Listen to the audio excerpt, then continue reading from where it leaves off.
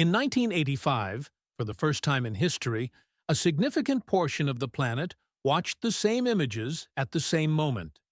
Not in a movie theater, not in a stadium, but in front of television sets switched on in homes across different continents. That year, live broadcast technology and the spread of cable television had reached a point where an event could cross the Atlantic in real time and arrive simultaneously in millions of households. And that power, for once, was used to sing. On July 13, 1985, two simultaneous stages, one at Wembley Stadium in London and another at JFK Stadium in Philadelphia, brought together the biggest names in pop and rock music of the moment. The concert was called Live Aid, and it was organized by Irish musician Bob Geldof, alongside singer Midge Ure. The purpose was straightforward: raise money to respond to the famine devastating Ethiopia for months. That day, Queen, David Bowie, Madonna, Paul McCartney, U2, and dozens of other artists performed.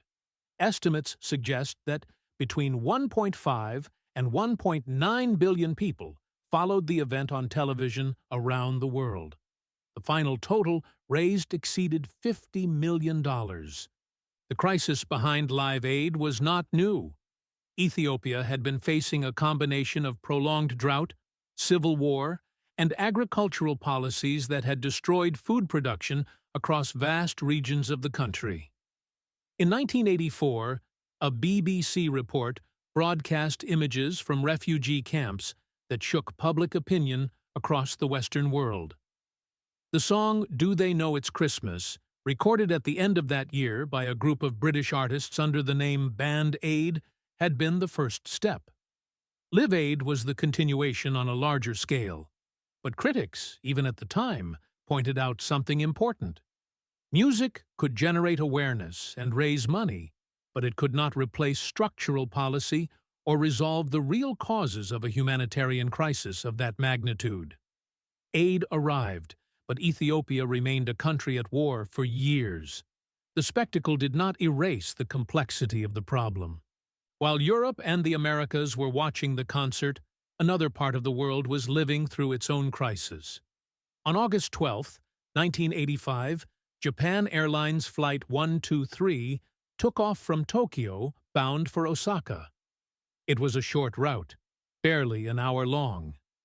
12 minutes into the flight, an internal explosion destroyed the rear hydraulic system of the aircraft. The crew lost control. The Boeing 747 flew for more than half an hour without stable direction before crashing into Mount Ogura, in Gunma Prefecture. Of the 524 people on board, 520 died. There were only 4 survivors. It remains the deadliest single aircraft accident in aviation history, a record that still stands decades later. 2 months after that, another disaster struck Latin America. On November 13, 1985, the Nevado del Ruiz volcano in Colombia erupted. The heat released melted part of the snowcap covering the summit and triggered massive mudflows that rushed down the valleys at tremendous speed. The city of Armero, located more than 25 miles from the volcano, was buried in a matter of minutes. Approximately 23,000 people died. Scientific warnings about the danger had existed well in advance, but an effective evacuation never took place. The tragedy of Armero became one of the deadliest volcanic disasters of the 20th century and a lasting case study in risk management and institutional responsibility in the face of warnings that were there and simply not acted upon. That same year, Mexico lived through its own catastrophe.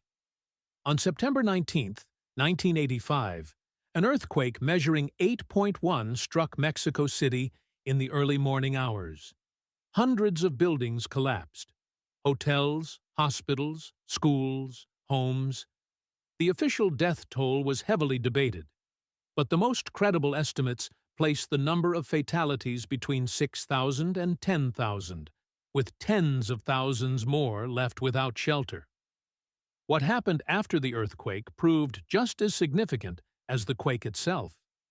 Faced with a slow and disorganized government response, Mexican civil society mobilized spontaneously and on a massive scale.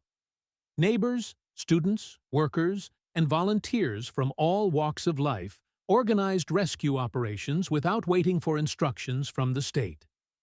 That burst of citizen action left a deep mark on the country's collective identity, and it is widely recognized as one of the direct precursors to the democratic transformation Mexico would undergo in the decades that followed.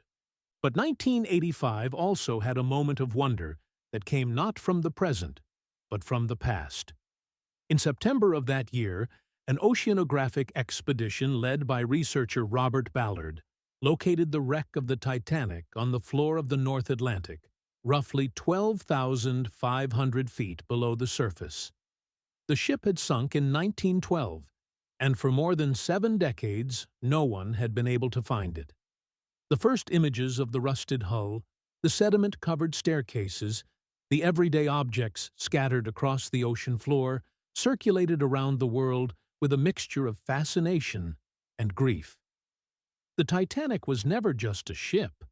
It was a symbol of technological arrogance, of the inequality reflected in its casualty lists, broken down by passenger class, and of a disaster that had never stopped gripping the collective imagination across generations. Finding it was, in a way, closing one chapter and opening another. In offices and in bedrooms, a different kind of discovery was beginning to take shape. On November 20, 1985, Microsoft released Windows 1.0. It was not a full operating system in the strict sense, but a graphical interface that ran on top of MS-DOS and allowed personal computer users to interact through windows, icons, and menus, rather than typing text commands. The reception was modest. The computers of the time lacked the hardware to take real advantage of what it offered, and the interface had clear limitations. But Windows 1.0 was the first step in a trajectory that would, within a few years, fundamentally change how people worked and communicated. That wave of technological change was not limited to computers. Nintendo had launched its Famicom console in Japan in 1983, and by 1985, it was expanding into Western markets under the name Nintendo Entertainment System. That same year brought Super Mario Bros., a game that would define an entire generation. Video games were no longer just something you played at an arcade. They had moved into the living room, into kids' bedrooms, into the center of home entertainment. The entertainment industry was being reshaped from multiple directions at once. In movie theaters, 1985 delivered one of the most beloved films of the decade. Back to the Future, directed by Robert Zemeckis, opened in July and became an immediate phenomenon. The story of Marty McFly and Doc Brown, a DeLorean turned time machine, and a race against the clock to get back to the present, captured something essential about the spirit of that era. Nostalgia for the past, combined with genuine optimism about where technology was headed. Meanwhile, Madonna continued to dominate the charts with Material Girl and Like a Virgin, her image and her deliberate provocation redefining what a female artist could do and say in public. Music television, with MTV leading the way, had turned the music video into the most influential format in popular culture. While culture was expanding in every direction, the political map of the world was shifting in ways that were quieter but equally consequential.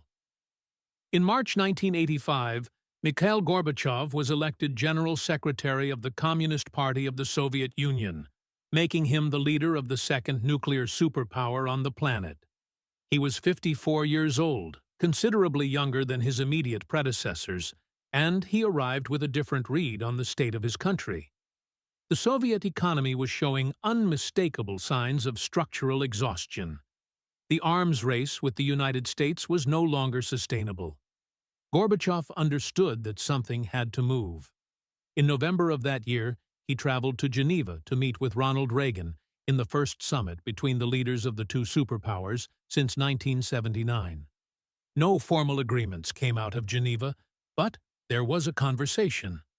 After years of aggressive rhetoric and peak tension, two men sat down together and talked. In the context of the Cold War, that alone was a signal. 1985 was the year the world sang in front of a screen to help people it had never met. The year planes fell, volcanoes buried cities, and the earth shook beneath millions of feet. The year the ocean floor returned a ghost from the past, and a windowed interface offered an early glimpse of the digital future. The year a new leader arrived at the Kremlin, and two men who embodied decades of hostility sat across from each other for the first time. The Cold War continued. The world remained broken in many places, but something had shifted in the tone. The decade was not ending the way it had begun. Images traveled faster, voices carried further, and the decisions being made in Moscow and Washington were starting to feel, slowly, like they might lead somewhere different.